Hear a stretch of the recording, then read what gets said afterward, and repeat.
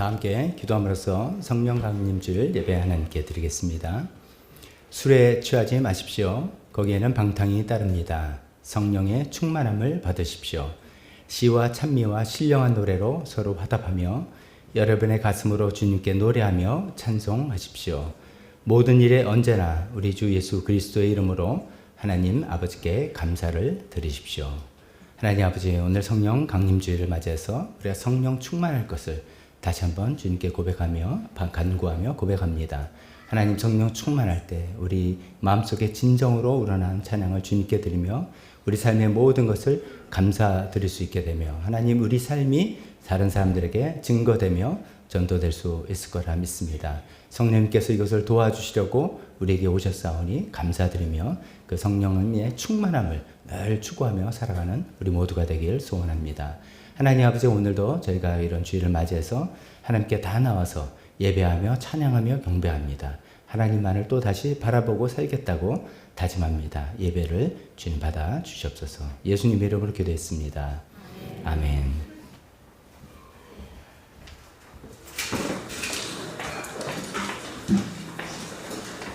다 같이 일어서서 찬송하겠습니다. 첫 찬송은 마지막 날에라는 찬송입니다. 그 가사에 자녀들은 예언할 것이고 청년들은 환상을 보고 아비들은 꿈을 꾸리다. 이게 뭐 그냥 초자연적인 예언과 환상일 수도 있겠지만 모든 사람이 다 이렇게 성령님이 모든 사람에게 임해서 우리가 하나님의 자녀 살아가고 하나님의 자녀답게 살아갈 수 있게 해준다, 그런 뜻입니다. 그러면서 우리 성령여 임하소서라고 되어 있는데 우리가 오해는 하지 않았으면 좋겠습니다. 저 멀린 성령님 찬송으로 오시라는 뜻이 아니라 이미 성령 강림절에 오셨고 우리가 이미 예수님을 영접할 때 우리 안에 계신 그 성령님이 우리 안에서 마음껏 또 활동할 수 있게 우리가 주님께 자리를 내어드리겠다라는 그런 의미로 찬송하시면 되겠습니다. 찬송하겠습니다. 하나, 둘, 셋, 넷.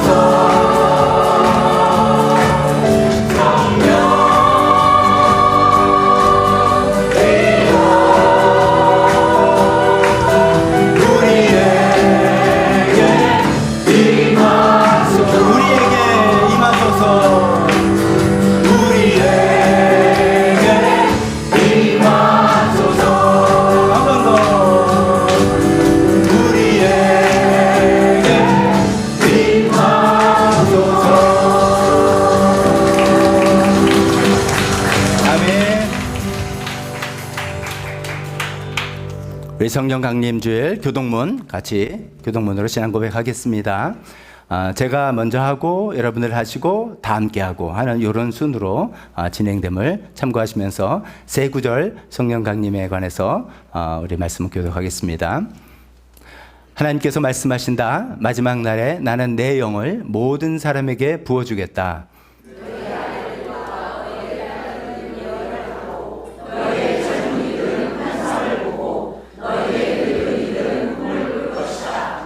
그날에 나는 내 영을 내 남종들과 내 여종들에게도 부어주겠으니 그들도 예언을 할 것이다. 아멘. 이 말씀에 근거해서 만든 찬송을 좀 전에 우리가 불러드렸습니다. 또 두 번째 구절입니다. 다음 페이지 잘 넘겨주셔야 됩니다. 내가 아버지께 구하겠다. 그리하면 아버지께서 다른 보혜사를 너에게 보내셔서 영원히 너희와 함께 계시게 하실 것이다. 그는 지혜에 영이시다. 세상은 그를 보지도 못하고 알지도 못하므로 그를 맞아들일 수가 없다. 그러나 너희는 그를 안다. 그것은 그가 너희와 함께 계시고 또 너희 안에 계실 것이기 때문이다. 아멘. 세 번째 구절입니다. 그러므로 사랑하는 여러분, 여러분이 언제나 순종한 것처럼 내가 지금 있을 때뿐만 아니라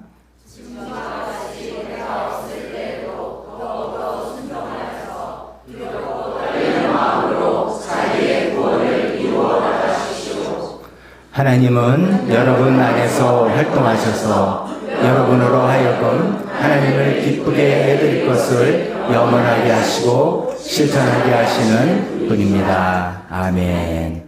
성령 하나님은 우리 안에 오셔서 성부 하나님의 뜻을 기쁘게 하시고 어떻게 하면 하나님을 기쁘게 해드릴까? 하나님 위해서 내가 무엇을 할까? 그런 마음을 우리 안에 염원하게 하시고 마음을 주시고 또 그것을 우리가 순종할 때 실천할 수 있는 능력을 주시는 그런 하나님입니다라는 그런 말씀으로 고백했습니다.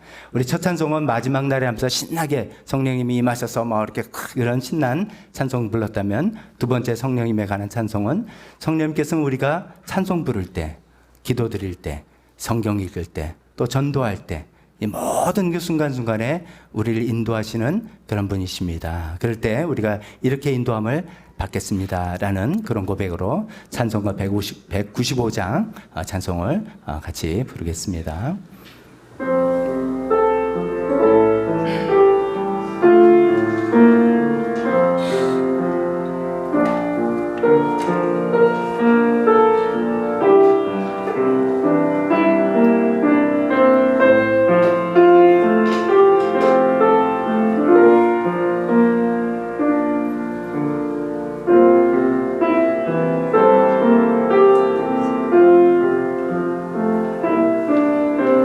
소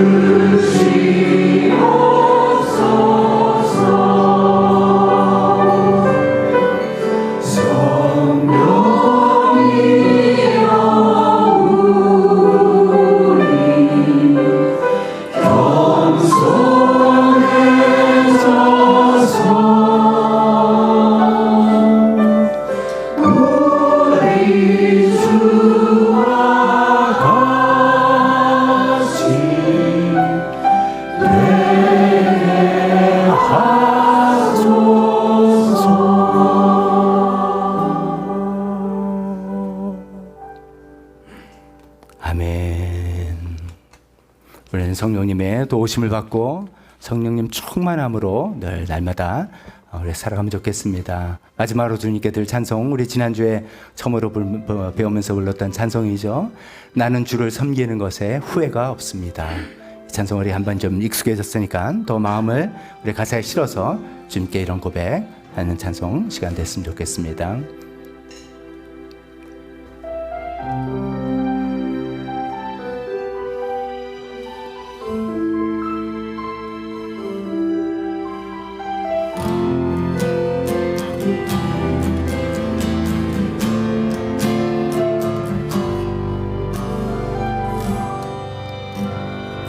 나의 평생에 가장 복된 일은 내가 예수님을 만난 것이라. 나의 평생에 가장 잘한 일은 내가 예수님을 주로 섬긴 것이라. 이 세상 살 동안 내가 걷는 길이 때론 험하여서 넘어질 때도 주의 강한 손이 나를 붙드시니 나는 예수님만 주로 섬기며 살리. 나는 주를 섬기는 것에 후회가 없습니다. 내가 걸어온 모든 시간 다 주의 은혜니 내가 걸어갈 모든 날도 주만 섬기며 살리. 오직 예수 이름 부르며 살아가리라. 다시 한번 나의 평생에 가장 복된 일은 내가 예수님을 만난 것이라. 나의 평생에 가장 잘한 일은 내가 예수님을 주로 섬긴 것이라. 이 세상 살 동안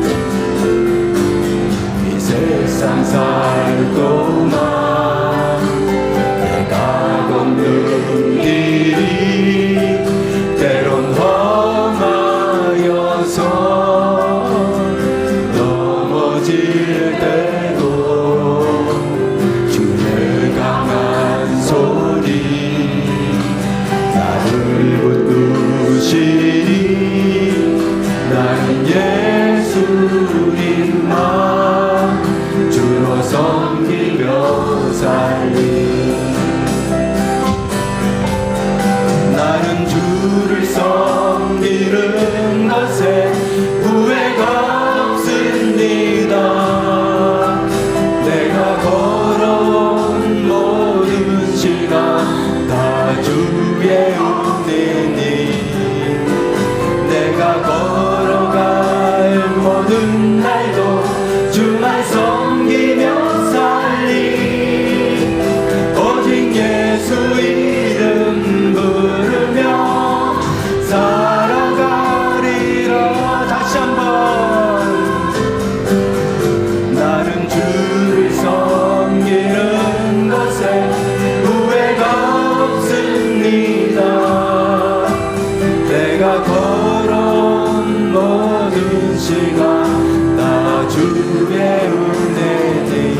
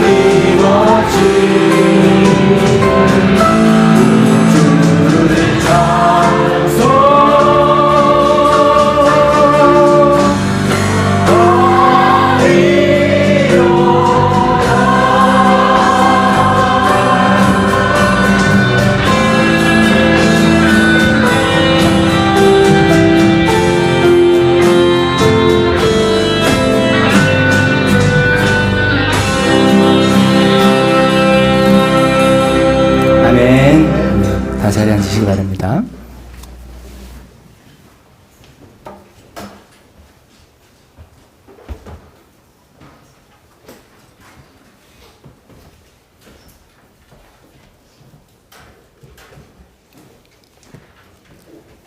오늘 성령 강림주의를 맞아서 하나님께 예배하러 오신 모든 분들 주님의 이름으로 환영합니다. 성령 강림주일은 이제 오순절인 셈이죠. 50일 후에 예수님 부활하시고 50일 후에 성령 예수님 약속하신 대로 성령을 보내주셔서 모든 제자들이 성령의 감동을 받고 뜨겁게 예수님의 부활의 증인들이 되고 교회가 시작한 그런 날입니다. 성령 충만함으로 우리 하나님을 계속해서 기뻐하게 하시는 삶을 살아가는 우리 모든 성도님들 되었으면 좋겠습니다. 교회 소식 주보를 통해서 살펴볼 텐데 첫 번째 제목 성령 강림주일에 대해서 말씀드렸고 두 번째는 목회자 컨퍼런스 소식입니다. 저희 부부가 이번 화요일부터 목요일까지 있는 가정교회 목회자 컨퍼런스에 참석하게 됩니다. 이제 사실 매번 있었는데 코로나 기간 때 온라인으로 하거나 못하거나 또 저는 또 아버님 돌보는 것 때문에 그동안 한 2년 반 동안 참석을 못했는데 오랜만에 참석을 하게 됩니다. 많은 기대를 갖고 하는데 가서 많은 것들도 보고 배우고 또 은혜 받고 오는 시간 되시도록 기도해 주시면 좋겠습니다. 이번 주 수요예배 김정근 목사님 인도해 주시겠습니다. 특별기도 계속해서 우리 건강을 위한 기도제 김춘희 어머님 회복 끝까지 잘 하시도록 기도해 주시고 이제 서혜자 어머님은 퇴원을 하셨습니다. 그래서 집에서 댁에서 이제 왔다 갔다 하면서 재활을 하실 텐데 조만간 또 잘 돼서 교회에서도 뵐 수 있는 날이 오지 않을까 생각합니다. 계속해서 건강을 위해서 기도해 주시기 바랍니다. 네팔 선교 저는 또 이제 6월 달에 네팔 방문 때문에 어떻게 이제 준비해야 될까 슬슬 생각하면서 기도하고 있는데 그 방문을 통해서도 그 세트 미션 교회 라지 목사님 또 잘 격려하고 위로하고 그 네팔 선교를 위해서 좋은 시간 될 수 있도록 기도해 주시기 바랍니다. 우리 나라와 북한을 위해서 계속 기도해 주시고 제가 실수를 하나 했네요. 우리 봉사자 목장별로 돌아가면서 카페하고 주방 정리하는데 업데이트를 못했습니다. 지난 주에 하신 분들이 돼 있는 것 같은데 카페 봉사가 단비 목장이고 주방 봉사가 로고스 목장 이렇게 되는데 참고해 주시기 바랍니다. 이어서 계속해서 대표기도 또 헌금 시간으로 이어지겠습니다.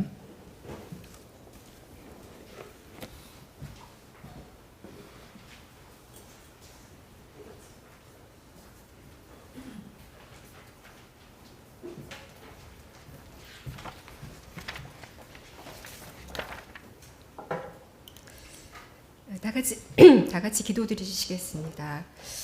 사랑하는 아버지, 성령 강림주일 아침 함께 모여 주님을 예배합니다. 오늘 이 자리에 나와 살아계신 하나님을 노래하고 예배하게 하여 주심에 감사합니다. 초록이 싱그러워지는 5월입니다. 적절한 비를 주시고 때에 맞게 자라고 꽃을 피우는 이 자연을 가꾸시는 주님의 솜씨를 찬양합니다. 이 자연을 누리게 해주시는 주님 사랑에 감사합니다. 지난 한 주도 건강하게 지내게 하여 주시고 예배 자리에 나오게 해주심에 감사합니다. 우리의 하루하루를 살게 하여 주시고 평범한 일상을 지내게 해주셔서 감사합니다. 우리의 노력에 상관없이 주님이 주신 은혜로 안전하고 평화로운 나라에 지내게 해주신 이 모든 은혜를 인해 감사드립니다. 지난주 박 목사님을 통해 우리는 심판하시고 보상하시는 하나님을 만났습니다. 심판이 두렵고 걱정될 때도 있지만 하나님을 의식하지 않고 살 때가 너무나 많았음을 돌아보게 됩니다. 하나님의 자녀라고 하며 내 주인이며 구주라고 하면서 주인의 자리에 주님을 두지 않고 살아가고 있음을 회개합니다. 우리의 이름이 생명책에 기록된 것으로 끝이 아니라 주님 나라 가는 그날까지 주님 따라가는 삶을 살아가게 되기를 소망합니다. 때로는 살아가는 게 힘에 겹고 쉽지 않지만 우리 삶을 보상해 주신다는 하나님을 바라봅니다. 이 믿음을 갖고 심판하시는 주님을 만날 소망을 마음 가운데 두게 해주세요. 주님을 기쁘시게 하기 위해 주님을 더 사랑하며 살아가는 삶이 되게 힘을 주세요. 그래서 우리 개인에게 주어진 이 삶이 복된 삶이 되기를 간절히 기도합니다. 이 시간 교회 안에 필요를 위해 기도합니다. 육적인 질병으로 고생하시는 분들이 계십니다. 특히 김춘혜 어머니와 서혜자 어머님과 함께 하시어 두 분의 재활 치료와 회복이 잘 이루어지도록 함께 해주세요. 우리가 다 알 수 없지만 디스크로, 관절염으로, 두통으로, 갑상선으로 알지 못하는 질병으로 고통 중에 있는 성도들 한 분 한 분의 질병을 치료해 주시며 가장 맞는 치료 과정과 방법으로 질병에서 노인받도록 고쳐주세요. 마음이 아픈 성도님들이 계십니다. 말 못할 마음의 고통을 주님께 아릴 때 주님 위로해 주시고 치료해 주시기를 원합니다. 상처 입고 관계의 어려움에 처해 어떻게 기도해야 할지 알지 못하고 막막할 때 낙심에 실망해 있지 않고 친히 중보하시고 우리의 마음을 어루만져 주실 주님이 계심을 생각나게 해주세요. 아프고 지친 마음 그대로 주님께 아프다고 어렵다고 어린아이같이 고백하게 해주세요. 여호와 라파 하나님을 예배 가운데 만나는 성령의 역사가 일어나게 도와주세요. 누구에게도 말하지 못한 어려움과 문제들을 가지고 해결되기를 원하시는 성도님들도 계십니다. 우리 삶을 속속들이 아시는 주님, 우리가 이 문제들을 통해 더욱 주님을 알아가고 깊이 체험하는 계기가 되게 해주세요. 문제에 걸려 넘어지지 않고 예배 가운데 해답을 얻어가는 시간이 되게 해주세요. 교회의 다음 세대들을 위해 기도드립니다. 저희의 자녀들의 이름이 생명책에 기록되어지기를 간절히 원합니다. 예배의 자리에 나오지 못하는 자녀가 있습니다. 주님 긍휼히 여기셔서 저희 자녀들이 주님 만나게 해주세요. 예배의 자리에 있지만 주님을 알지 못하는 자녀들도 있습니다. 주님 마음을 열어주세요. 계속해서 자녀들에게 예배의 자리에 나오도록 권면하지만 관심 없어하는 자녀들도 있습니다. 낙담하고 실망하지 않고 주님의 때를 기다리며 믿고 자녀들을 위해 계속해서 기도하게 해주세요. 자녀들의 진학과 취업과 결혼과 많은 중요한 문제들이 있지만 먼저 우리의 자녀들이 주님을 개인의 구와 구주로 만나게 되기를 소망합니다. 젊은 날 주님을 만나 인생관이 결정이 되고 주님이 지으신 목적을 발견하며 그 뜻대로 지으신 뜻대로 회복되어 살게 되기를 간절히 기도합니다. 주님 교회 학교를 통한 예배와 교육이 우리 교회 아이들에게 꼭 필요한 말씀으로 뿌리내리게 하여 주시어 말씀을 먹고 자라게 되기를 기대하며 구합니다. 교회 학교를 운영하는 데 지혜를 주셔서 주님 주신 사명을 잘 감당해내는 사역팀이 되게 해주세요. 이 일을 위해 헌신하신 전도사님과 교사들에게 주님 힘을 주시고 지혜를 주세요. 나라를 위해 기도드립니다. 어제는 5.18 민주화 항쟁이 일어난 지 44년이 되는 해입니다. 이 나라의 민주화를 위해 숭고한 희생을 하신 수많은 분들을 추모합니다. 나라를 대표하는 대통령과 정치가들이 약하고 가난한 사람들을 보호하고 꿈과 비전이 실현되는 나라로 두둠해 가도록 인도해 주시기를 기도드립니다. 네팔을 위해 기도합니다. CD 미션 교회와 라지 목사님이 주님 말씀을 더욱 깊이 사모하고 주님이 주신 사명을 온전히 감당해 나갈 수 있도록 함께 해주세요. 말씀을 통해 주님의 역사가 CD 미션 교회와 네팔 땅 가운데 함께 하실 것을 믿습니다. 특히 6월 15일부터 박 목사님의 네팔 방문을 통해 CD 미션 교회가 힘을 얻고 견고히 세워져 가게 해주세요. CD미션 교회 성도들이 이 만남을 사모하며 기도로 준비할 수 있도록 마음을 준비시켜 주세요. 사도행전의 초대교회 성도들이 얼굴을 본 적도 만난 적도 없지만 그리스도 안에서 형제라 이름하여 섬겼던 것과 같이 저희 역시 네팔의 교회 지체들을 우리의 형제들로 기도하며 그들의 필요와 기도 제목에 관심을 두게 해주세요. 이 시간 오늘 주실 말씀을 위해 기도합니다. 말씀을 준비하시고 주님이 세우신 목사님을 위해 함께 이 시간 중보합니다. 성령님 함께 해주셔서 주님의 권능이 드러나게 해주세요. 주님의 귀한 말씀을 전할 때 사람의 말의 능력과 지혜가 아니라 오직 성령님이 드러내시기를 원하시는 그 메시지만이 우리에게 전달되게 해주세요. 목사님을 통해 주시는 말씀으로 나 개인에게 하시는 주님의 음성을 듣게 하여 주시고 들을 귀를 가지고 말씀을 듣게 해주세요. 이 모든 말씀 우리를 사랑하시는 예수님의 이름으로 기도드립니다. 아멘.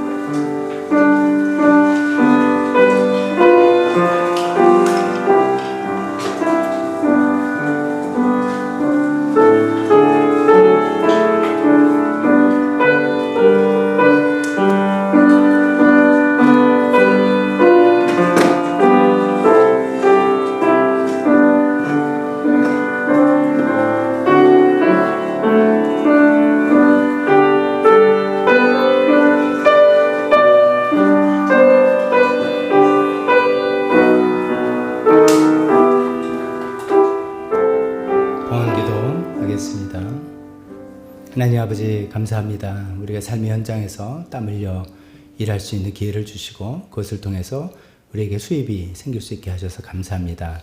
이 귀한 것들 주님께 드립니다. 그러나 하나님께서 우리에게 주신 것은 더욱더 귀한 예수님의 생명, 예수님의 사랑인 것을 우리가 기억하며 주님께 기꺼이 드립니다. 하나님 주님께 귀하게 바치는 손길들 주님 아시고 축복하여 주시옵소서. 영육간에 필요한 모든 것들 채워주셔서 하나님께서 참 우리의 아버지가 되심을 날마다 경험할 수 있게 도와주시옵소서. 이 물질을 하나님 축복하셔서 하나님의 영광을 위해서 아름답게 사용하여 주시고 또 교회의 필요를 통해서 특히 우리 교회에서 하나님의 사역을 하는 많은 사역들에 주님께서 마음껏 사용하여 주셔서 귀한 열매 맺게 도와주셨기를 기도합니다. 예수님의 이름으로 기도했습니다. 아멘.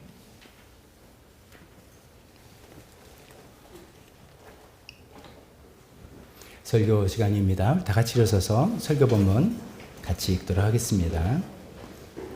오늘도 설교 본문 세 군데에서 택했습니다. 이제 전도서 시리즈 마무리라서 전도서 말씀하고 지난주에 읽었던 고린도후서 5장 다시 한번 그리고 고린도전서 3장 이렇게 읽도록 하겠습니다. 전도서 말씀 같이 읽겠습니다. 시작. 하나님은 모든 행위를 심판하신다. 선한 것이든 악한 것이든 모든 은밀한 일을 다 심판하신다. 고린도후서 5장 시작. 우리는 모두 그리스도의 심판대 앞에 나타나야 합니다. 그리하여 각 사람은 선한 일이든지 악한 일이든지 몸으로 행한 모든 일에 따라 마땅한 보응을 받아야 합니다. 고린도전서 3장 좀 깁니다. 같이 읽겠습니다. 시작. 아무도 이미 놓은 기초이신 예수 그리스도 밖에 또 다른 기초를 놓을 수 없습니다. 누가 이 기초 위에 금이나 은이나 보석이나 나무나 풀이나 지푸를 지으면 그에 따라 각 사람의 업적이 드러날 것입니다. 그날에 그것을 환히 보여줄 것입니다. 그것은 불에 드러나기 때문입니다. 불이 각 사람의 업적에 어떤 것을 검증하여 줄 것입니다. 어떤 사람이 만든 작품이 그대로 남으면 그는 상을 받을 것이요 어떤 사람의 작품이 불타면 그는 손해를 볼 것입니다. 그러나 그 사람은 구원을 받을 것이지만 불속을 헤치고 나오듯 할 것입니다. 아멘. 설교에서 잠깐 기도하겠습니다. 하나님은 심판하시고 보상하시는 하나님이십니다. 그리고 우리는 그 보상을 위해서 누구나 다 그리스도의 심판대 앞에 서게 될 거라고 하십니다. 하나님은 오늘 이런 내용을 잘 알고 우리가 이 삶을 어떻게 살아야 될 것인지를 생각하며 잘 준비하는 복된 인생, 지혜로운 인생 되기를 소망합니다. 오늘 말씀을 통해서 우리 각자에게 하나님께서 꼭 하시고자 하는 말씀을 들려주시옵소서. 그거 붙들고 살아가는 우리 모두 되게 도와주옵소서. 예수님의 이름으로 기도했습니다. 아멘. 자리에 앉으시기 바랍니다.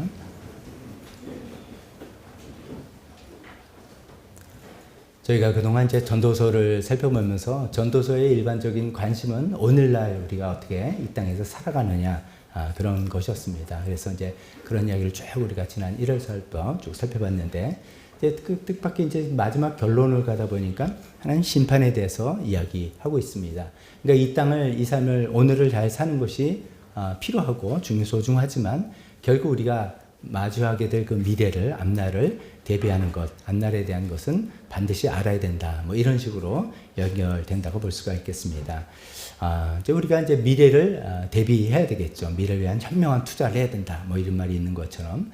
근데 어떻게 보면 가장 현명한 투자는 죽음과 죽음 이후의 삶에 대한 대비라고 할 수가 있겠습니다. 그래서 계속해서 우리 오늘도 바쁘게 일주일을 정말 힘겹게 하루하루 살아가지만 충실하게 살아가지만 죽음 이후의 삶은 어떻게 성경에서 이야기하고 있는지를 잘 알고 또 대비하는 그런 차원에서 계속해서 말씀 나눠보겠습니다.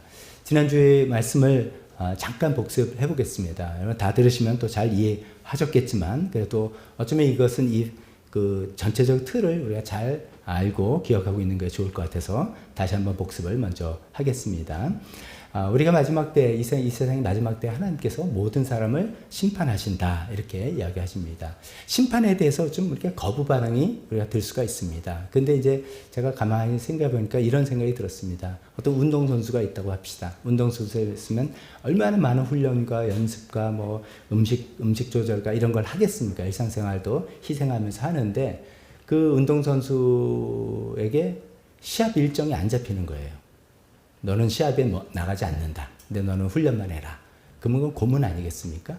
근데 이제 일정이 잡혀서 시합을 대비해서 열심히 트레이닝하고 경기에 임해서 뭐 1등을 하든 이번에는 5등을 하든 이게 일종의 심판이죠. 그걸 통해서 또 내가 또 발전해 나가는 그러니까 시합이 없는 경기가 없는 운동선수 생각하면 너무 힘든 것처럼 우리가 어떻게 보면 하나님께서 우리 그런 삶의 원리를 우리에게 다 주신 것 같아서 그런 의미에서 우리가 심판을 생각해보면 좋을 것 같습니다. 지난주에 두 가지 심판에 대해서 말씀드렸습니다. 하나는 최후의 심판이라고도 하기도 하고 백보좌 심판이라고도 했습니다. 하나님이 앉으신 영광스러운 보좌에 앉으셔서 우리 모든 사람을 심판하는 심판자에서 백보좌 심판이라고 말씀드렸습니다.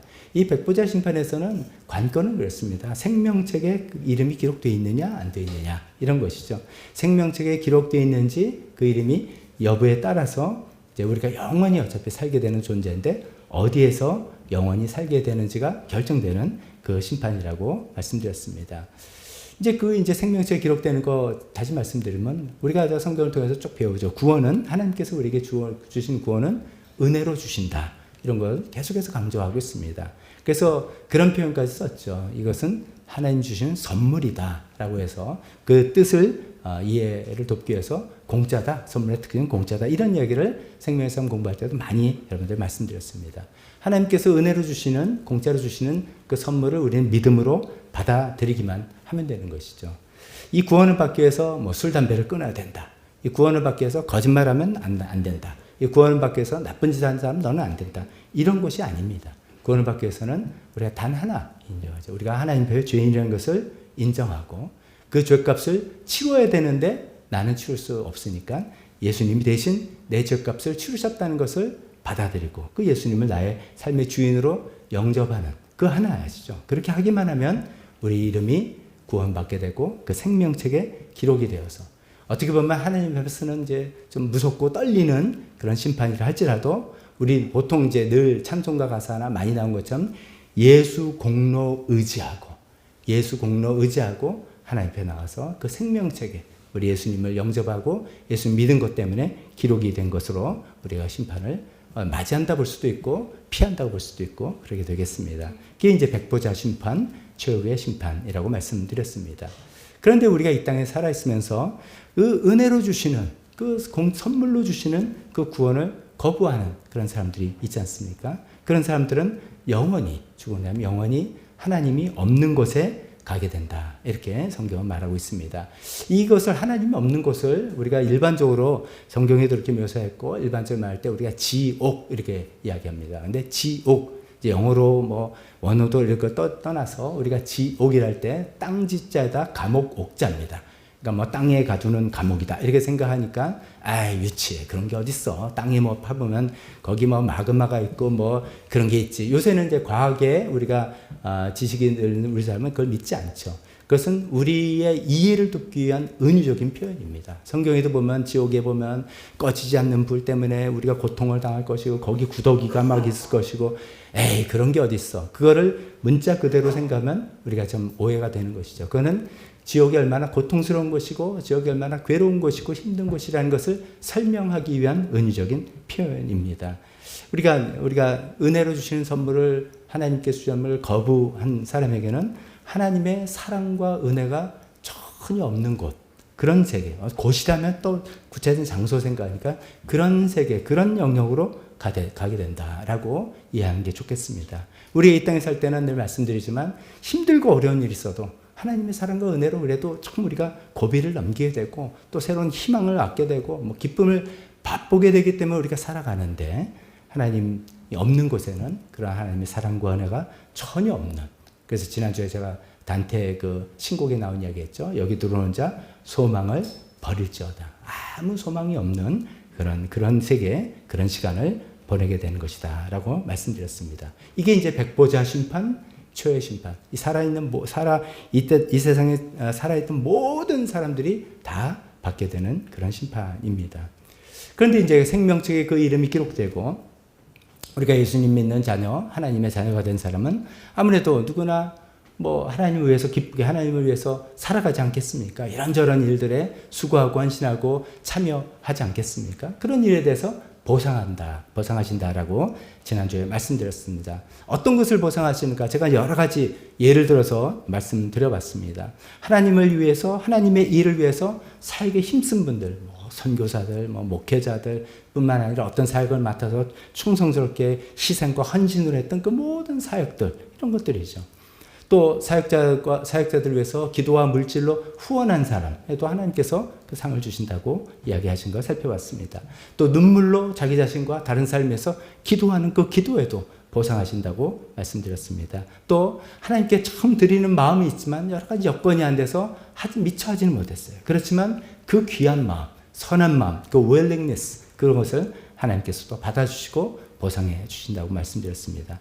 내가 신앙 때문에 당하는 어떤 고난이 있는데, 믿음의 고난이 있는데 그 고난을 잘 견뎌나갈 때, 그때 하나님께서 그 견뎌나가는 것을 보시고 귀하게 여겨서 나중에 보상해 주신다고 하셨습니다. 또 전도서에 쭉 나오는 것처럼 지금 내가 이 땅에서 누리는 것들이 역시 내가 힘차게 입서 노력했더니 내 손에 쥐어진 것이구나. 이게 내 노력의 결과고 따라서 이건 내 것이니까 내 마음대로 쓰겠다가 아니라 이것은 나도 노력했지만 하나님께서 선물로 주신 것이구나. 이걸 깨닫고 하나님께 감사하며 이것을 감사하며 누리고 또 이것을 나누고 베푸는 그런 삶을 살아갈 때 하나님께서 그것을 또 보상해 주신다고 하셨습니다. 이런 식으로 이 짧은 것만이 아니라 모든 것으로 하나님께서 우리가 살아가면서 이 땅에서 우리에게 주신 기회, 우리에게 주신 시간, 우리에게 주신 재능, 이런 것들을 하나님의 뜻에 아름답게 살아가는 모든 것들에 대해서 하나님께서는 보상해 주신다고, 상급을 주신다고 하십니다. 그것이 이제 그리스도의 심판대에서 이루어지는 일이라고 하겠습니다. 다시 정리해 봅니다. 우리 예수님 믿는 사람들은 백보자 심판을 두려워할 필요가 없습니다. 왜냐? 내가 예수님 믿고 나의 이름이 생명책에 기록이 되어 있기 때문입니다. 근데 이제 그게 내가 자신이 없다. 이런 분들은 구원의 확신에 대해서 다시 공부하고 다시 그것을 해야 되겠죠. 그러나 우리가 하나님께 구원받는 것, 하나님께 인정받는 것이 우리의 노력이 아니라 하나님의 은혜로 주어진다는 것을 생각하고 그것을 믿음으로 받아들여서 생명책 기록할 때 우리는 백보자 심판을 두려워할 게 아니라 그 다음에 이제 그 다음에 하나님께서 우리 삶을 보상해 주시는 그리스도의 심판대에 우리가 서게 된다고 말씀드립니다. 이제 이렇게 다시 정리해 보면 이렇습니다. 구원은 값없이 은혜로 주십니다. 구원을 우리의 노력과 우리의 어떤 성취로 이룰 사람이 없기 때문입니다. 한 사람도 없기 때문에 하나님께서는 값없이 은혜로 주십니다. 예수님을 보내주시고 믿기만 해라 라면 됩니다. 그러나 이제 상급은 우리의 노력과 우리의 수고와 우리 희생에 따라서 하나님께서 주시는 것이고, 어쩌면 그게 공평한 것이죠. 우리가 보통 하나님을 공의로운 하나님이시다 이렇게 말합니다. 하나님 공의롭다라고 할 때 하나님께서 행하시는 결정과 이런 게 참 공평하다, 맞다라고 생각하는 그런 표현인 것이죠. 예를 들어서 하나님께서 이 땅에서 정말 주님을 위해서 하나님 위해서 수고하고 애쓰고 희생한 그런 사람들의 수고를 그래 뭐 수고한 거는 내가 너 구원해 줬으니까 그걸로 그냥 땡치자라고 하는 걸로 그냥 끝내버려도 우리는 할 말이 없을 것입니다. 감사함으로 할 말이 없을 것입니다. 그런데 이제 이런 게 있지 않습니까? 그래서 성경에서 이제 신약 성경 가장 많이 썼다거나 사도 바울 같은 경우, 정말 그가 예수님 믿고 수많은 선교지를 다니면서 고생하고 수고하면서 교회를 세우고 성도를 세우고 하는 수많은 그 노력과 이런 걸 다 알고 있습니다. 근데 사도 바울과 또 성경에 보면 예수님께서 십자가 달려 돌아가실 때 그 좌편 우편에 강도들이 있는데 그 중에 우편에 있는 강도, 그 마지막 죽음의 순간에 예수님을 소위 우리말로 인정하고 고백하고 내가 오늘 너와 함께 낙원에 있을 것이다 라고 해서 구원을 받던 그 강도하고 똑같이 하나님께서 취급하신다면 뭔가 하나님의 공정함에, 하나님의 공의로움에 조금 좀 이상하다라고 생각을 하게 될 것입니다. 하나님께서 주를 위해서 힘쓰고 애쓴 사람에게 더 큰 보상을 주시고 상급을 주시는 것은 공평한 것이고 공의로운 하나님의 처사인 것이죠. 또 하나는 이렇습니다. 하나님께서는 우리의 아버지가 되셔서 아버지께서 우리에게 우리가 조금만 하나님 위해서 노력하고 애쓴 것이라도 그것에 칭찬해주고 상 주시기를 기뻐하시는 것입니다. 우리 보통 이제 부모가 되면 자녀들이 조금만 뭐 잘해도 너무 좋아하고 뭐 이렇게 그래 네가 했으니까 내가 뭐 좀 해줄게라고 칭찬하고 격려하고 상을 주려고 하는 그런 부모의 심정이 있지 않겠습니까? 우리 하나님 아버지가 그런 분이시죠. 자녀를 사랑하시는 그런 하나님이기 때문에 우리 생각에는 하나님 이건 그냥 제가 뭘 바래서가 아니라 주님에서 제가 마땅히 할 겁니다 라고 하는 마음이라도 하나님 위해서 무엇을 할 때 그것을 기억하시고 상급을 주시기에 기뻐하시는 하나님이라 하는 것입니다. 지난번에 살펴봤죠. 예수님께서 예언자를 예언자로 맞아들이는 사람에게 예언자의 상을 주고 의인을 의인으로 맞아들이는 자에게 상을 준다 하면서 내 제자에게 물 한 것이라도 냉수 한 대접이라도 주면 내가 그것을 절대로 잊지 않겠다. 갚아주겠다. 하시는 그런 하나님이십니다. 하나님의 자녀된 우리가 주님에서 조금이라도 섬기고 애쓰는 것을 절대로 우리는 잊어버리더라도 하나님 잊지 않고 그것을 갚아주시는 그런 하나님이십니다. 그렇게 공정하시고 그렇게 사랑이 많으신 그 하나님의 보상과 상급을 우리가 많이 받게 되기를 바랍니다. 요한계시록 22장에 보면 요한계시록 하면 아무래도 이제 마지막 종말 때 일어난 일이다 우리가 다 생각하잖아요. 거기 이제 예수님이 나중에 이런 말씀을 하신 부분이 나옵니다. 12절에 보아라 내가 곧 가겠다. 나는 각 사람에게 그 행위대로 갚아주려고 상을 가지고 간다. 갚아준다 하니까 무섭다가 아니라 상을 주려고. 네가 이 땅에서 나를 위해서 수고하고 애쓴 모든 것들, 아까 제가 열거한 이런 모든 것들, 열거하지 못한 그 모든 것들을 하나님께 위해서 했던 것을 다 기억하시고 그것을 상으로 갚아주려고 내가 곧 가겠다라고 하시는 그 주님의 음성을 우리가 기억하면서 이 땅을 살아가는 성도님들 되었으면 좋겠습니다. 그런 이제 상급을 주시는, 보상을 해주시는 것이 그리스도의 심판대에서 이루어진다라고 말씀드렸습니다. 백보자 심판 통과하고 그리스도의 심판대에 가서, 그 심판대라는 뜻은 연설단 혹은 시상대 그런 의미라고 말씀드렸죠. 그 앞에 서게 될 거라고 말씀드립니다. 오늘은 이제 그 부분을 조금 더 말씀드리겠습니다. 고린도후서 5장 10절에 읽은 내용이 이제 바로 그런 것이죠. 우리는 모두 그리스도 심판대 앞에 나타나야 된다. 거기서 이제 모든 일에 따라서 마땅한 보응을 받게 된다. 1등이냐, 2등이냐, 3등이냐, 너는 어떻게 했냐 이런 것들을 보게 된다는 것입니다. 이 그리스도 심판대 앞에는 예수님을 믿는 모든 그리스도인이 다 그 앞에 예외 없이 그 앞에 서게 된다라고 이야기하고 있습니다. 또 이 그리스도 심판대는 천국을 가느냐 지옥을 가느냐 그런 심판이 아니라고 이미 말씀드렸죠. 혼돈하지 마시기 바랍니다. 그것은 최후의 심판, 백보자 심판에서 이미 이루어지는 것이고 우리는 다 하나님 나라에 살게 된 천국에 가게 된 우리들이 그 앞에서 이제 어떤 보상과 어떤 상급을 받고 살아가게 될 것이냐 이것이 결정되는 일이라고 생각합니다. 자, 이런 것도 좀 생각해 보니까 제가 최근에 이제 그 유럽 여행을 갔다 와서 그런지요. 그런 생각이 들었습니다. 아, 천국 가면 다 되는 거지라고 생각하지만 우리가 이제 예를 들어서 비행기 타고 미국 간다 칩시다. 그러면 아유, 비행기 타고 미국만 가면 돼. 이런 분들도 원래 있겠지만 현실은 그렇지 않습니다. 비행기 안에 보면 좌석이 등급이 있어요. 1등석이 있고 비즈니스석이 있고 일반석, 이코노미석이 있습니다. 이름을 잘 붙였어요. 뭐 그게 무슨 이코노미석입니까? 싼 저렴한 좌석이라는 뜻이죠. 제가 이번에 이제 패키지 여행을 가다 보니까 패키지 여행의 진실을 알게 됐습니다. 왜 가격이 저렴한가 했더니 제일 뒷자리, 제일 가운데 자리, 제일 힘든 자리를 다 배정하는 거죠. 그래서 거기서 이제 굉장히 이제 고생을 많이 했는데 이제 그런 거 비슷한 거라고 우리가 생각을 이게 딱 맞다가 아니라 그렇게 생각해도 되는 것이죠. 우리가 천국 가면 된다가 아니라 천국에서 이제 어떤 삶을 살게 될 것이냐에 따라서 차등을 받고 이렇게 결정이 된다는 것입니다. 그런데 또 거기서 끝나는 게 아니라 이 그리스도 심판대에 대한 이야기는 다 그러면 뭐 상만 받는 게 있다라고 생각하는데 희한하게도 손해를 보는 사람이 있다라는 그런 내용도 있어서 그런 내용도 좀 살펴보기를 원하고요. 그 그리스도 심판대에서는 하나님은 과연 어떤 기준으로 우리를 심판해 보시는가 이것도 생각해 보는 것이 오늘의 주제입니다.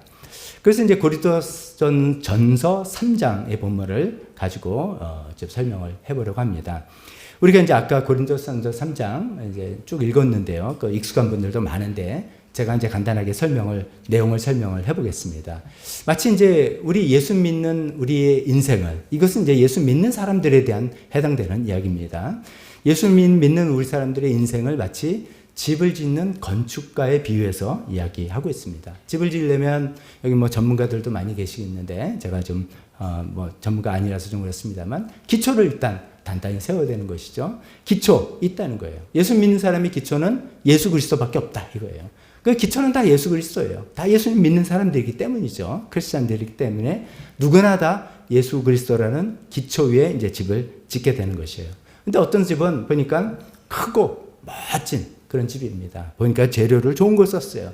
금, 은, 보석 이런 걸로 아주 휘황찬란하게 집을 얻고 또 어떤 사람 보니까 좀 작고 좀 보잘것 없어요. 뭐 나무, 풀, 지푸라기 이런 걸로 집을 졌습니다. 지푸는 무슨 집을 짓냐? 옛날에 초가집 생각하시면 될 것 같습니다. 그래서 보니까 한눈에 봐도 이거는 멋있고 이거는 좀 초라하네. 이거 틀렸네. 이렇게 보는 것인가? 근데 하나님께서 그 그리스도 심판대에서 우리 인생을 이제 이 어떻게 보면 금은 보석으로 진 거는 사람들이 보기에 그런 거죠. 아, 저 사람 보니까 뭐 야, 대단한 일 했네. 멋지네. 뭐, 이렇게 하나님 복도 많이 와서 뭐, 그냥 뭐, 모든 게 어려움이 없이 잘 지내네. 뭐, 이런 것도 있고, 또 어떤 경우는, 아유, 저 사람 고생 직사게 하네. 뭐, 한 게 뭐가 있나. 뭐, 이렇게 볼 수 있는. 우리 눈으로 보는 관점이라는 거예요. 우리 눈으로 보는 관점인데, 그것을 보시고 그걸 가지고 평가하시는 게 아니다라는 이야기를 하고 있습니다. 이제 뭐 건축을 하면 저희도 이제 여기 입주할 때 그 기억이 납니다. 사용 승인을 받아야 되더라고요. 뭐 준공 검사 이렇게 표현하면 뭐 상하 수도 시설 돼 있는지 수도 전기 시설 잘 돼 있는지 등등 이런 걸 다 테스트해서 사용 승인을 받게 되는데 여기서 마치 그것을 불로 테스트한다라고 이야기했습니다. 이걸 이제 흔히 교회에서는 이제 불심판 이렇게 이야기합니다. 이제 겉으로 잘 집을 지어놨는데 그것을 불로 확 테스트를 해본다는 것이죠. 그건 좀 이해하기는 좀 쉽지는 않아요. 잘 지어놨는데 우리가 태우나? 라고 생각하는데 그 의도는 분명합니다. 겉으로 보이는 것으로만이 아니라 하나님께서는 분명히 지금 우리 인생에 보상을 해주시려고 합니다. 상을 주시려고 하는 그런 좋은 취지인데 우리가 인생을 주님에서 살았던 많은 것들을 집이라고 하는 어떤 형상으로 일어난 것들을 그냥 외견으로 보이는 것처럼 사람의 눈으로 보이는 것처럼 그런 것을 가지고 상을 주시는 게 아니라 일단 불로 테스트를 해본다는 거죠. 그걸 태워본다는 거죠.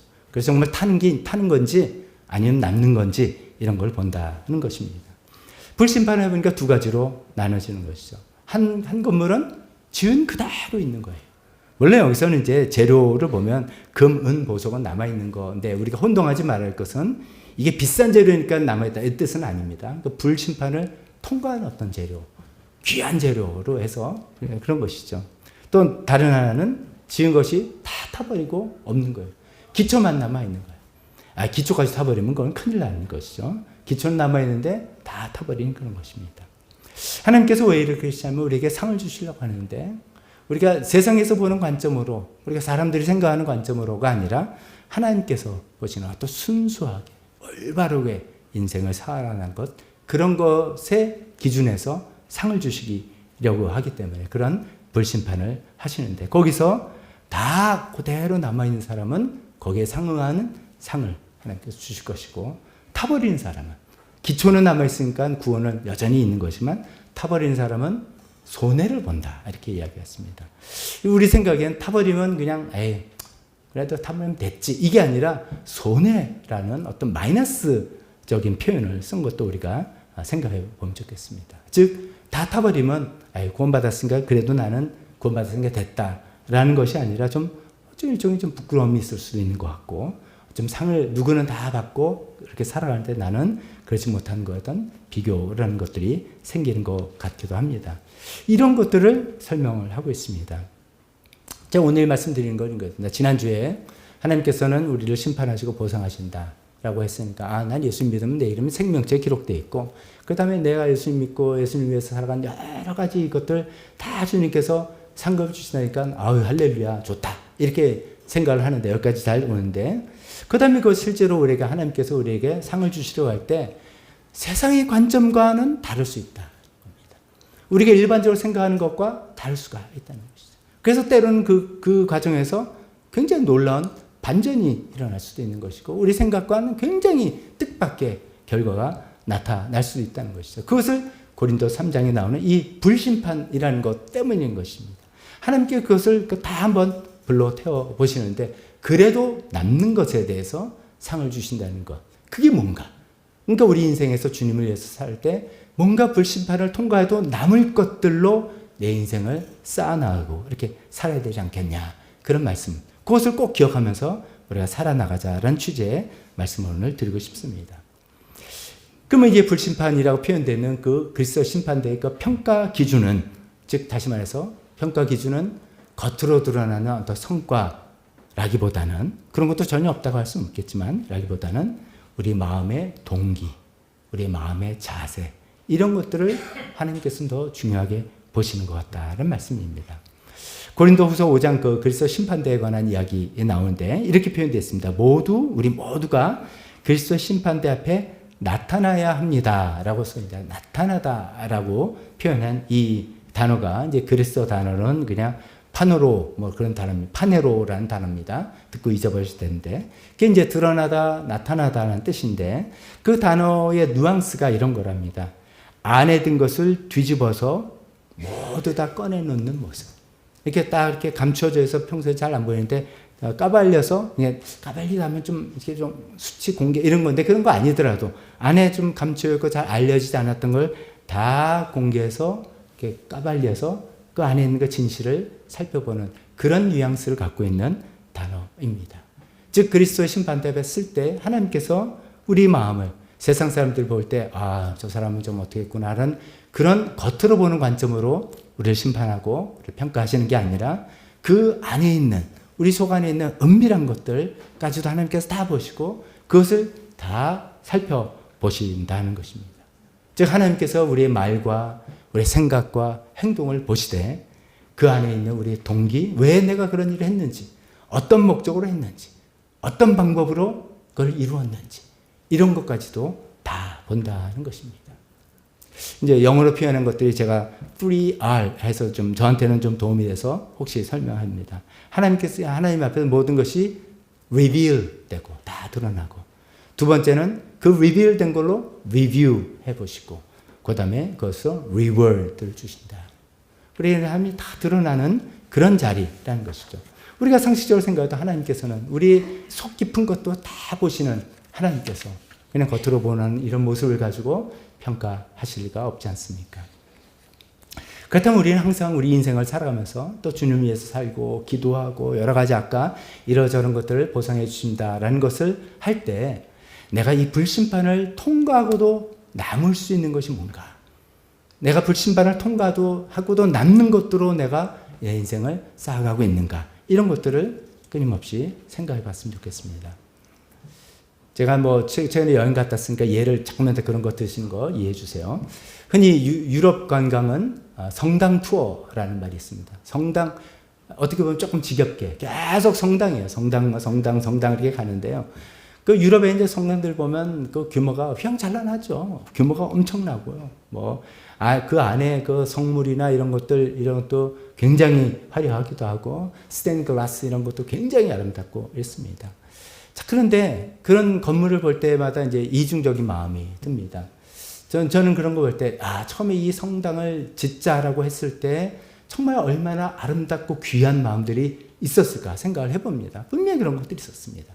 그런 것으로 시작됐는데 실제로 그 성당을 건축해 나가는 과정이나 또 그 안에는 여러 가지 불순한 것들이 얼마나 많이 들은 거 우리 역사를 통해 알지 않습니까? 종교 권력, 돈의 힘, 이런 것들, 자기 세를 과시하기 위한 이런 것들, 이런 겁니다.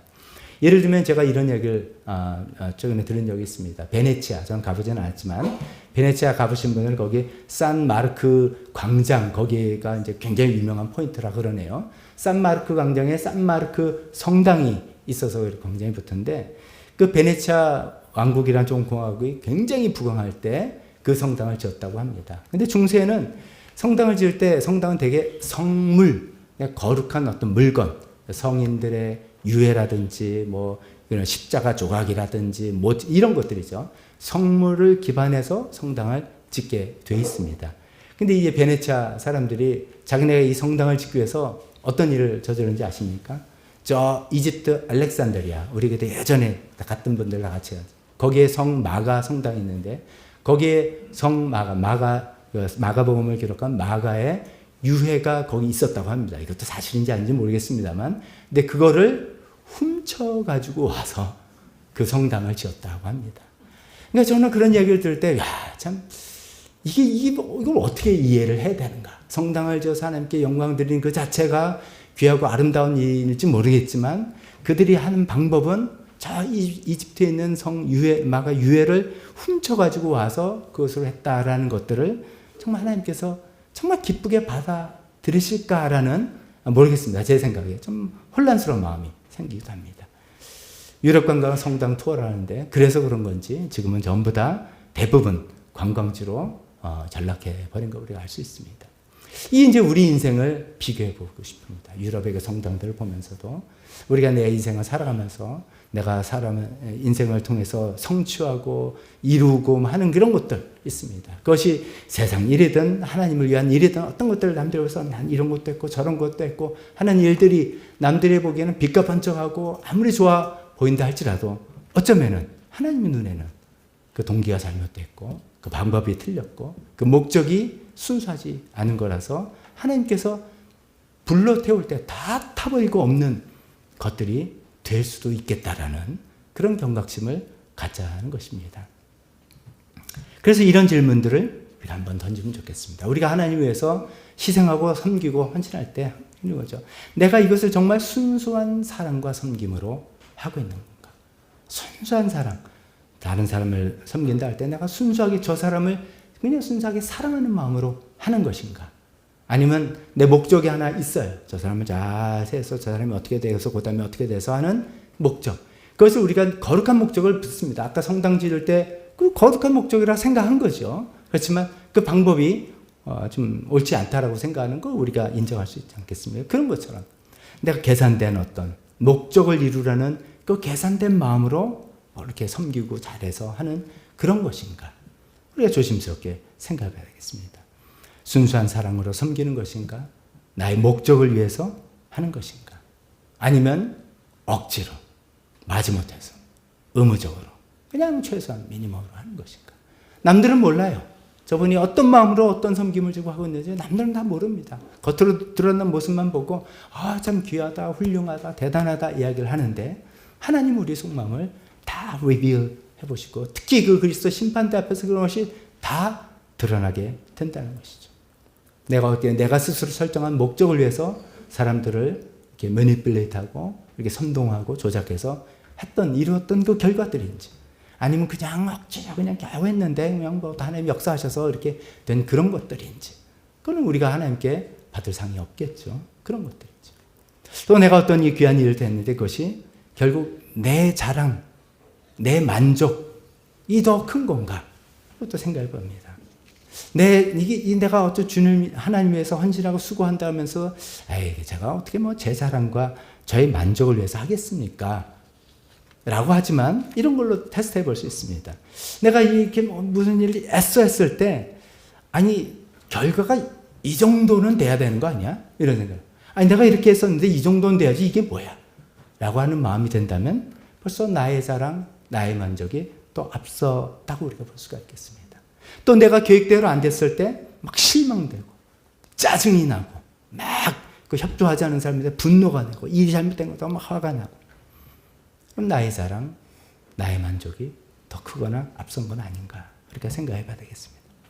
내가 정말 하나님 뜻에 순종함으로, 하나님 뜻에 순종하는 것 그 이상도 그 이하도 없다. 그것이 가장 큰 것이다 라는 마음으로 한 것과 비교가 되지 않겠습니까? 예를 들면 이런 것들입니다. 이런 것들을 하나님께서 그 그리스도 심판대 불심판으로 다 태워보는 거겠죠. 세상이 100% 순수한 사람이 어디 있겠습니까? 100% 순수한 사랑으로, 나 아무것도 기대하는 게 없어요. 순수하게 하나님 위해서만 한 사람이 또 어디 있겠습니까? 또 반대로 100% 불순한 사람은 또 어디 있겠습니까? 우리는 대부분은 다 이렇게 혼합된, 뭔가 이게 섞인 복합적인 동기를 가지고, 이렇게 하면 하나님도 좋고, 또 우리도 잘 되고, 우리 애도 잘 되고, 뭐 등등 다 섞여 있는 게 있겠죠. 하나님께서 다 이해하시고 받아들이는 것도 있지만 어떤 때는 그건 좀 불순한데, 이런 것도 있겠죠. 이게 막 다 섞여 있는 마음에서 우리가 주님 위해서 하는 것들을 하나님께서 정죄시키는 거예요. 불심판을 통해서. 우리가 마땅히 받아야 할 상급과 보상과 우리가 이미 이 땅에서 다 받았다. 예수님 그런 거 있잖아요. 너희가 기도할 때 골방에서 기도해라. 너 사거리에서 서가지고 나 이렇게 이게 크게 기도하지 말란 뜻이 아닙니다. 나 이렇게 기도 잘하는 사람이야, 많이 하는 사람이야, 이렇게 하지 말아라. 골방에서 기도하라 하면서 그들은 자기네들의 상을 이미 받았느니라 라고 하셨습니다. 그러니까 이 땅에서 다 칭찬받고, 그것이 잘못된 칭찬일지라도 다 받은 걸로 끝나고, 정작 하나님 앞에서는 받을 칭찬과 상이 없다는 그런 이야기 아니겠습니까? 그러니까 그런 거죠. 우리가 복합된 동기로 다 우리가 주님을 섬겨 나갈 수밖에 없는 연약한 존재들인데, 그러니까 순수하지 못한 것들은 이 세상에서 다 칭찬받았겠죠. 그것이 하나님의 칭찬이든 사람들의 칭찬이든 다 받았겠고, 그거 말고 정말 하나님께서 칭찬해 주실, 하나님께서 보상해 주실 순수한 것들, 그런 것들이 무엇인지 그것을 남겨서 그것을 상급 주시고 칭찬해 주시기 위해서 이 불심판으로 우리를 통과시키신다는 그런 말씀입니다. 마지막으로, 근데 부끄러운 심판, 손해받을 사람도 있다라는 이야기를 또 우리가 귀담아 들었으면 좋겠습니다. 불심판을 통과할 때 탁 타버리고 기초만 남고 아무것도 없는 사람이 그런 경우가 있을 수 있다라고 이야기합니다. 우리는 놀랄 수 있습니다. 저분이 하나님에서 교회에서 이렇게 수고하고 헌신한 분이고 이런 업적을 좀 이룬 분인데 라고 하는 사람들도 있을 수도 있겠죠. 그런데 그것이 어떻게 보면 자신의 방법으로, 하나님 의지하는 게 아니라 자신의 방법으로, 자신을 위해서, 하나님 위한다고 하지만 자기의 만족과 자기의 자랑을 위해서 뭐 등등 순수하지 못한 걸로 해서 싹 타버리는 그런 경우도 있을 수 있으니까 조심하라, 이런 이야기를 합니다. 오늘 여기까지만 이야기하도록 하겠습니다. 그 보상은 무엇이고 어떤 것인지는 너무 많은 이야기를 제가 말씀드리면 준비를 했지만 그러면 더 이제 부담이 될 것 같으니까 여기까지만 이야기하도록 하겠습니다. 우리 다시 말씀을 정리해 봅니다. 우리가 지금 예수님 믿고 살아간다는 것은 이 세상에서 어떻게 정말 좀 착하게, 선하게, 재밌게, 의미 있게, 보람 있게 사는 것만이 아니지 않습니까? 우리는 이 세상의 삶이 있고 우리가 저 세상의 삶이 있다. 영혼의 삶이 있는데 그 영혼의 삶을 또 대비하는, 준비하는 그런 삶이 되는 거 아니겠습니까? 거기에 우리 모든 사람들은 하나님 앞에 서서 백보자 심판을 받게 된다는 것을 기억하면 좋겠습니다. 우리 이름이 반드시 생명책에 기록되어 있어야 됩니다. 그 생명책에 기록되는 방법은 다른 방법이 없습니다. 예수님을 믿는 것밖에 없습니다. 예수님을 영접하는 것밖에 없습니다. 다른 노력에 의한 게 아니라는 것을 아주 어쩌면 너무 간단하고 쉬운 방법입니다. 그래서 생명책에 기록되고, 생명책에 기록된 우리 모든 성도님들은 이제 그리스도의 심판대 앞에서 우리가 하나님에서 애쓰고 수고한 것들에 대해서 상급과 보상을 받게 되는 우리한테는 기쁜 일입니다.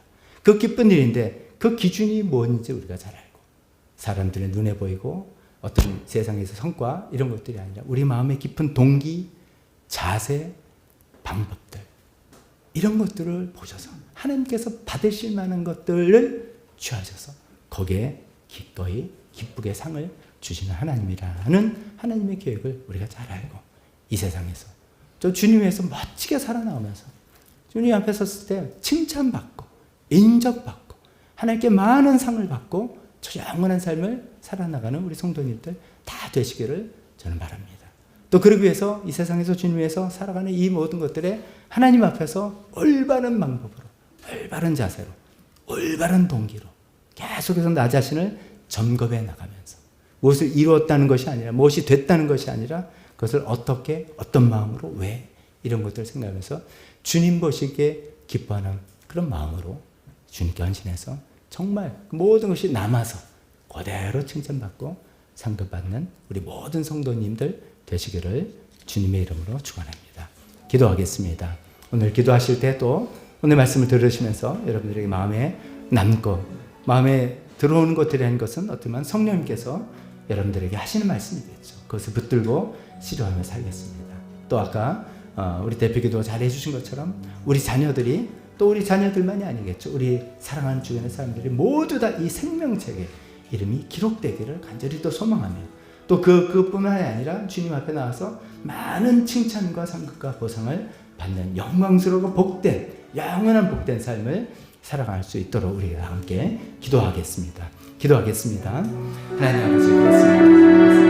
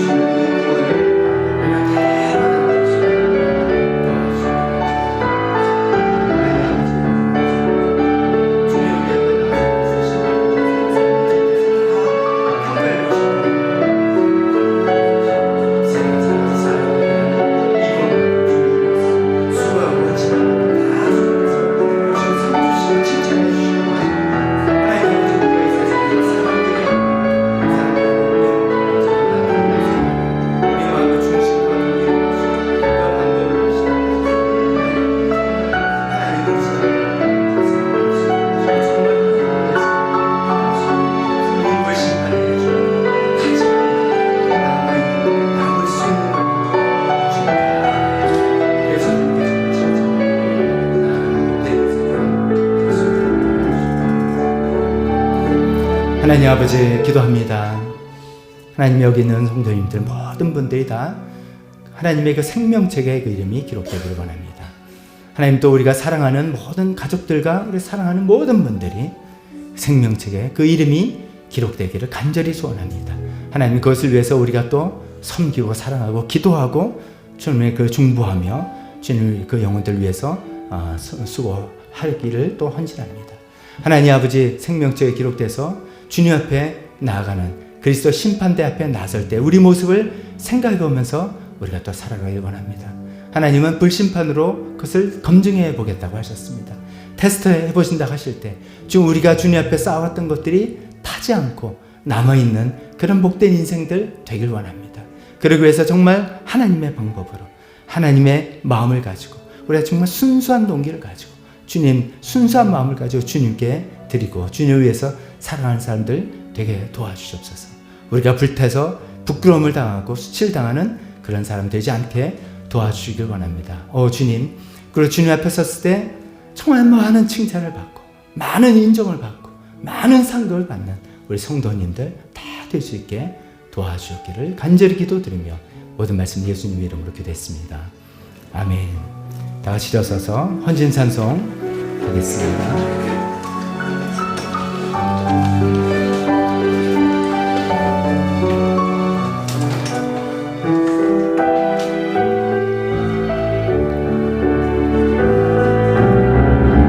나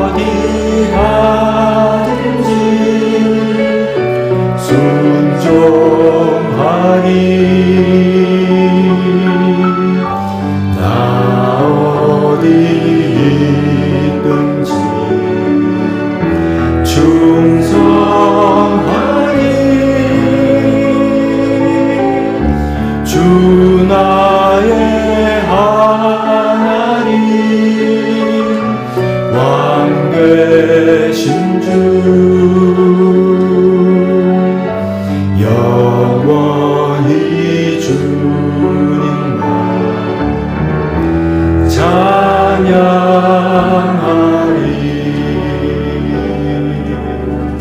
축도하겠습니다. 지금은 우리 주 예수 그리스도의 은혜와 하나님 아버지의 사랑하심과 성령님의 교통하심이 우리가 그리스도 심판대 앞에 섰을 때 하나님께 칭찬받는, 하나님께 상급받는 그런 사람들이 되길 원해서 주님 앞에 도움을 구하고 그렇게 살겠다 결단하는 여기 있는 모든 분들 머리 위에 지금부터 영원토록 함께 있을지어다. 아멘.